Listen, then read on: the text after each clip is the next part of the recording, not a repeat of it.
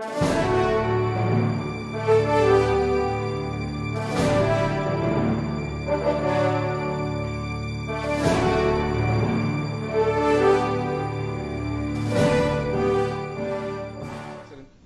gentleman from Pampanga. Yes, Mr. President, just a clarification. Will there be other Supreme Court employees who will be testifying today? Or I do not know. maybe the defense counsel?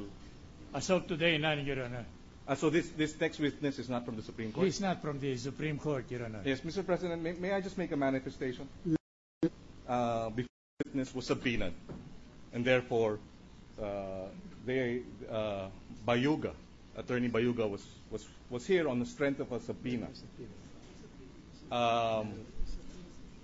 Previously, Mr. President, a court process server was likewise subpoenaed by this court. Yet, the Supreme Court refused to honor the subpoena. And therefore, the witness did not appear. Mr. President, my concern here is we now have a situation wherein the Supreme Court decides when it will honor our subpoena and when it will ignore our subpoena.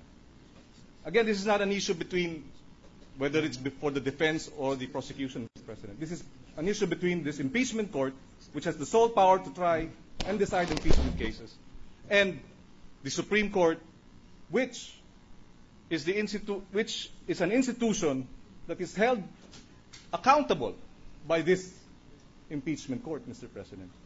The only check on the possible excesses of the Supreme Court, Mr. President, is in this impeachment court.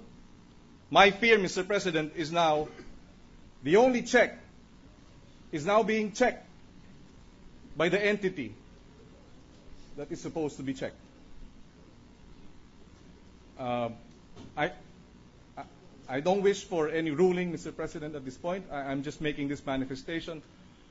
And hopefully, we may be able to find a solution. Because, again, we will be calling the Supreme Court employee, or she will return tomorrow, Mr. President, if the Supreme Court allows her to return.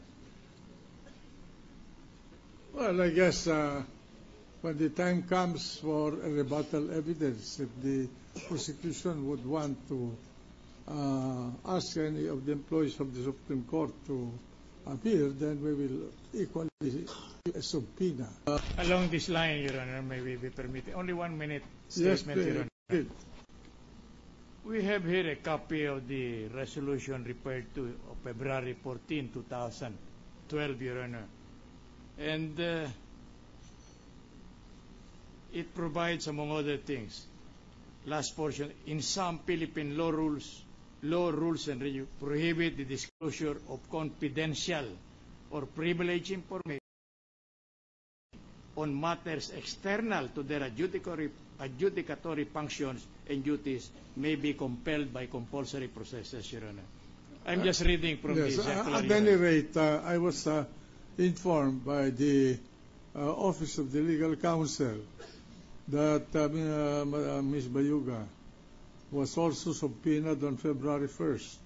Upon the complied, she appeared here on February 1st in response to the subpoena issue. Mr. Witness. Sumayo po kayo. Tayo po. Do you swear to tell the truth, the whole truth, and nothing but the truth in this impeachment proceeding? Yes. So help you. Of the Honorable Court. Pakisabi po ninyo ang inyong pangalan, edad.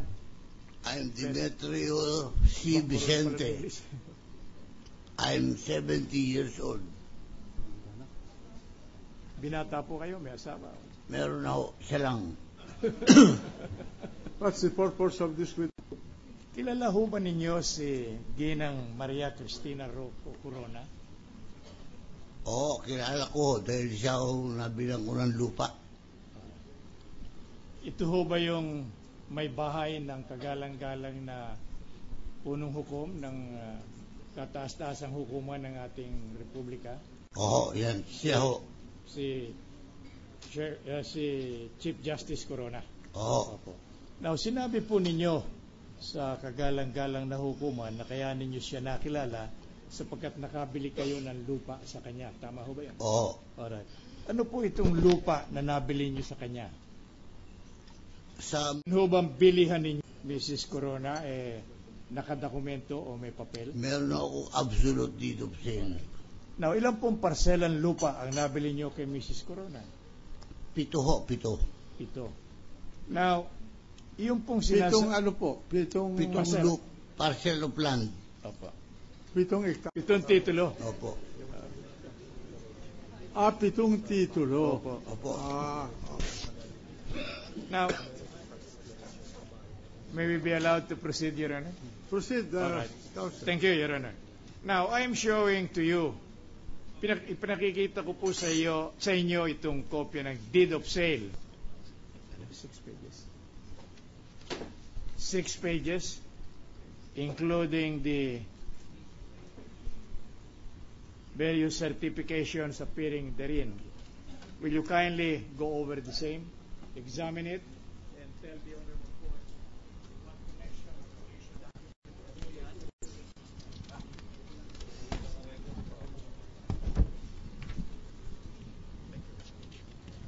Witness going over the same. Meron ba? Meron na. Hindi ba nakalagay sa record? Hindi na. Oh. Pinakikita ko po sa inyo Opo. ang dokumento na yan na binubuo ng 6 na pahina. Pakitingnan ninyo, sabihin ninyo sa kagalang-galang na hukumang ito kung ano ang relasyon niyan do sa dokumento ng bilihan ninyo ni Mrs. Corona. Ito ho ang absolute deed of sale of property na binili ko kay Mrs. Corona. Alright. Salamat po. Now,